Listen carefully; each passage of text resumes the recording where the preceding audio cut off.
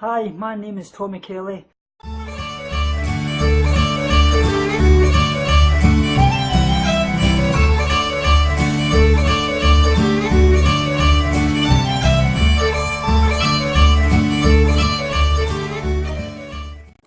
Hi guys, and welcome back to another video. Today is going to be a part of my eating disorder series. I've actually started going to be doing some podcasts and things like that, but this one I'm actually just going to be doing just off the cuff, just on here.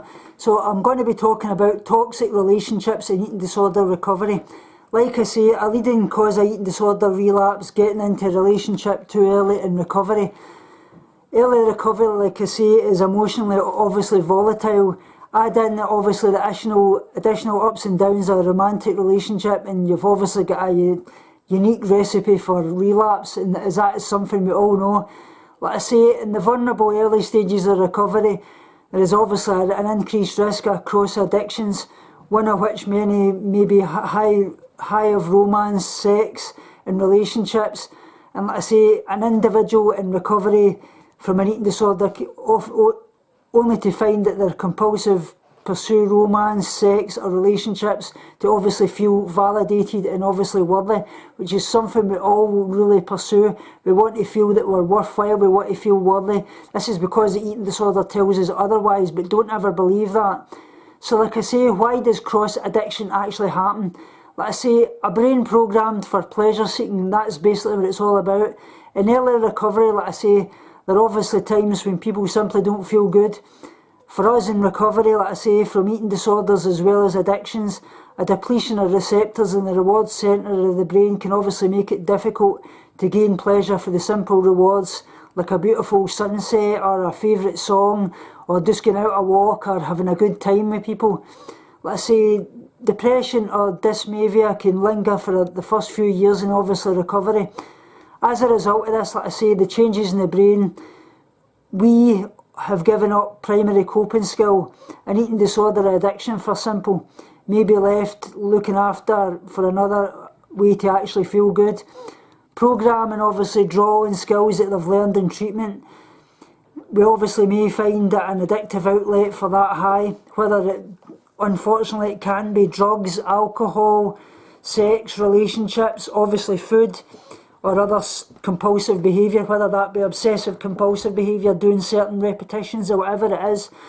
Let's say, just as an eating disorder triggers the dopamine reward system in the brain, liminence it's called basically, or the feeling of falling in love, can be a euphoric experience that obviously drives us to extremes, like an eating disorder, which was once that were obviously individual sole focus, may be replaced by a relationship or the pursuit of love, sex and obviously relationships. They can become a distraction or escape that prevents us from actually working through the deeper issues underlying inward addiction. Love addiction basically becomes the sole escape. So like I say, most treatment centres and 12-step programmes advise people in recovery to avoid romantic relationships for at least the first year, really.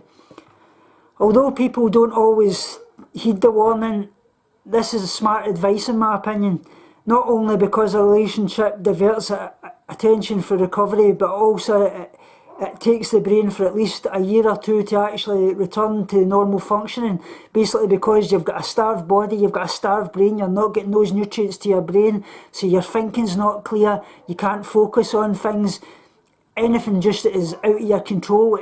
Your main focus is trying to get yourself better and getting back to recovery. So basically I say it's also wise to stop things like smoking and other addictive behaviours because they can stimulate the dopamine system in the brain, fueling cravings basically for another high. When we're talking about the inability to tolerate stress, during, like I say, the difficult early phases of recovery, we all learn to tolerate the stresses of everyday life and give ourselves time to work through the issues. Like I say, years ago, I was part of a research team that tracked clients' levels of emotional dysregulation. After completing a treatment programme, if the client scored high on the emotional dysregulation at discharge, They had almost 100% risk of relapse compared to clients who had made improvements in their ability to self-regulate. So, talking about stunted emotional growth, like I say, because eating disorders can begin as early as sometimes 5-year-old, 10-year-old, it can be really, really early. They always say your early teens, but I know many people that suffered from it from about 5 years old, 6 years old for their first years at school, and continue right through to, like I say, into your adolescence and into your early adulthood. Like I say, emotional maturity may be arrested in early life as well, whereas teenage relationships often are explosive and obviously unstable. Let's see, these same characteristics may define somebody in an eating disorder relationship right into your 30s, 40s, and obviously beyond. Let's say, without completing each development milestone, us basically may lack social skills and ego strength, which obviously involves knowing who we are and what's best for us. So, talking about self-esteem as well. Like I say, eating disorders are strongly correlated with obviously self-esteem, because we basically don't feel deserving or more. People, like I say, in recovery, we may gravitate towards relationships that are obviously harmful to ourselves. Like I say, basically those who have obviously suffered emotional trauma related to whether that be rape, assault, anything like that, they may not feel worthy of genuine love and intimacy, and they may not misidentify sex as love and intimacy as well. So, getting on to things like, is the relationship toxic? Like I say, when cross-addiction occurs, women especially tend to act out relationships in romance, while men's symptoms are more likely to manifest as sex addiction. Though both genders can obviously struggle with any of these issues, like I say, someone is obviously addicted to romance or relationships, like I say, may, and these are bullet points, be excessively needy, clingy, or smothering in relationships. Number 2, fall in love quickly and easily, feeling powerless over your emotions. Number 3, fantasize constantly about your partner or future of the relationship. Number 4 is feel compelled to always to be in a relationship, even one that is obviously harmful or requires them to obviously lower their standards rather than obviously be alone. So you basically gravitate towards anybody who will basically have you because you don't feel you're worthy of having the kind of person that really loves you for who you are. Obviously mistake sex and romance for love. Focus on relationships to the exclusion of all else, including family, friends and interests. Obviously, things like choosing a partners who are addicted, abusive or otherwise unavailable, often resulting in repeated failed relationships. It can also as well use sex and romantic intimacy, intensity to cope with loneliness or unhappiness. Use sex obviously to a seduction to keep a partner's interests. Try to obviously attract or hold on to a partner through excessive dieting or exercise is another way that we do that quite a lot. Obviously as well to return to an unhealthy relationship despite promise to self or others.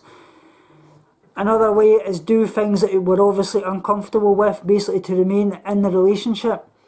So like I say, any relationship that takes us as individuals away from the working through our recovery programme is toxic to obviously our recovery. It may obviously stop attending 12-step meetings or cognitive behavioural therapy or whatever it is kind of treatment that you get from your eating disorder recovery team if you're lucky enough to have one, like I say. Another thing is you may start cancelling counselling sessions, you may give up on school if you're a youngster at school, you may give up work or goals to obviously suit your boyfriend or girlfriend or partner, whatever that may be. You may try to use your newfound knowledge to save others who suffer from addictions and mental health issues and end up exerting so much energy to helping them that you put your own recovery in jeopardy, which I can relate to much myself. I really wanted to help so many people, but you've got to be in a good place to help other people and help yourself, and that means helping yourself first before you can help others. But I say, obviously, when the people closest to you in recovery express concerns about your choice or partner or intensity of the relationship. It may be to obviously reevaluate your purpose in the relationship, and is it serving your purpose and your goal in life. Let's say new relationships aren't obviously the only ones that merit scrutiny in early recovery. Let's say pre-existing relationships, whether with a romantic partner, family member or friend, may also need to be adjusted in order to be supportive of your individual recovery as well. Let's say when somebody suffers with an eating disorder, your loved ones may obviously grow accustomed to dealing with them as basically as an identified patient kind of thing, if you could imagine that. Obviously your relationship may be defined by destructive and dysfunctional partnerships or patterns, or caretaking or enabling rather than obviously support and encouragement as well. Let's say when obviously you get well, you start to focus your shifts obviously to your loved ones, often revealing flaws and weaknesses that require treatment of your own as well. As a result, let's say loved ones must be prepared to address their own emotional issues and adjust their own roles to avoid being toxic to obviously your recovery as well. So like I say, don't feel that you've been in any way greedy towards yourself, or you've been selfless and things like that, because you've really got to think of yourself as well, even as hard as that may seem. Like I say, in recovery as well, we'll obviously lose friends because of our eating disorder. We've gravitated towards friends who have obviously struggled with similar issues. Let's say while some old relationships may be supportive of your recovery as well, others may not, and you've got to accept that. Let's say part of your recovery is making difficult decisions concerning who stays and who goes, and that's one thing that's really sad, and you've just got to be a bit selfish in some ways to actually get better as well. And sometimes even people that you're actually dealing with that's got eating disorders, if they're constantly posting things about fitness goals or how much weight they've lost or their thigh gap or what they're eating, whether that be on social media apps or things like Instagram and things, if these are triggering to you, you must get rid of them. And I know that it feels selfish, but you've really got to, not only for your sake but for their sake, because you've got to make them realise that they're not well and they've got to get the help they need. Like I say, there's much obviously involved in eating disorder recovery: healing in the brain and the body, addressing underlying trauma and low self-esteem, learning basic skills, and obviously mending relationships. Like I say, it's no surprise that there's no 30-minute miracle cure for eating disorders or any other addictions.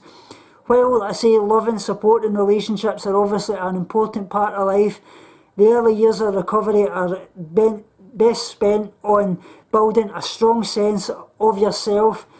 Only then, like I say, can we actually move on in recovery and be healthy for ourselves and obviously our partners and everybody else that we want to help. So I hope you like this video, guys. I hope this is going to explain some things.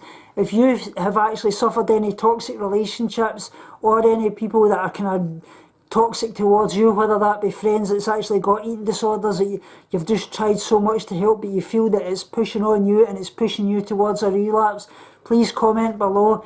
And like I say, I'll speak to you all in the next video when I'll be starting doing podcasts. So I'll speak to you all soon, and remember the little guy at the end of the video says he knows best, guys. Love you so much. Remember, guys, binge on life, purge negativity and starve guilty feelings. Speak to you all soon and love you so much.